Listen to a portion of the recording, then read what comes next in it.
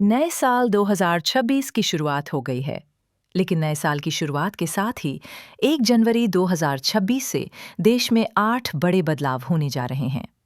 8वें वेतन आयोग, जिससे केंद्रीय सरकारी कर्मचारियों की वेतन वृद्धि की उम्मीदें जुड़ी हुई हैं।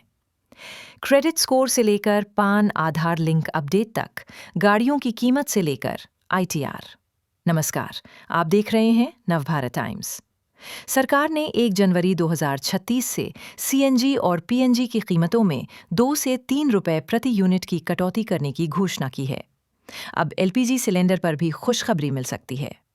सरकारी तेल कंपनियां हर महीने की पहली तारीख को एलपीजी सिलेंडर की कीमत की समीक्षा करती है। लिहाजा अब इनकी कीमतों में कटौती की उम्मीद बढ़ गई है। सरकार ने 8वें वित्त आयोग के गठन की घोषणा कर दी है। इसकी सिफारिशें आने में समय लग सकता है, लेकिन ये 1 जनवरी 2026 से ही प्रभावी होंगी, इस बात की उम्मीदें हैं। कैबिनेट ने अक्टूबर में जारी अपने एक नोटिफिकेशन में कहा था कि 8वें वेतन आयोग की सिफारिशें 1 जनवरी 2026 से लागू होंगी। इससे कर्मचारियों और पेंशनर्स को एरियर के रूप में मोटा पैसा मिलने की उम्मीद है। कुछ बदलाव बचत स्कीम से जुड़े हुए हैं।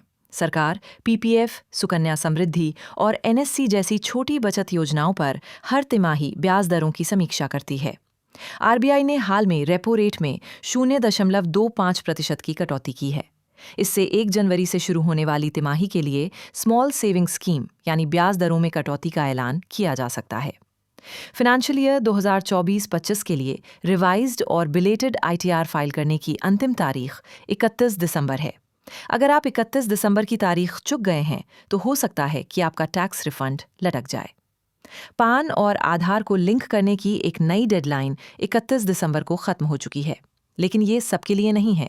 ये उन पान कार्ड धारकों के लिए है जिन्होंने अपना पान बनवाने के लिए आधार नंबर के बजाय आधार एनरोलमेंट ईद का इस्तेमाल किया था। 1 जनवरी 2026 से डिजिटल लेन देन के नियम सख्त हो रहे हैं। डिजिटल फ्रॉड और बैंकिंग धोखाधड़ी के बढ़ते मामलों को देखते हुए ऐसा किया जा रहा है। गाड़ियों की कीमतों में बढ़ोतरी होने जा रही है। कई कार कंपनियों ने 1 जनवरी 2026 से अपनी गाड़ियों की कीमत में बढ़ोतरी करने की घोषणा की है। इसमें निसान, बीएमडब्ल्यू, जेएसडब्ल्यू, एजी मोटर, रेनॉल्ट और एथर एनर्जी की गाड़ियां शामिल है। 1 जनवरी 2026 से म्यूचुअल फंड्स और सीएफजीज जो भी पैसा रियल एस्टेट इन्वेस्टर ट्रस्ट में लगाएंगे, उसे इक्विटी में किया गया निवेश माना जाएगा। इस बारे में शेयर बाजार रेगुलेटर सेबी ने पहले ही फैसला ले लिया है।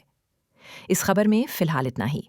बाकी अपडेट्स के लिए आप बने रहें नवभारत टाइम्स के साथ।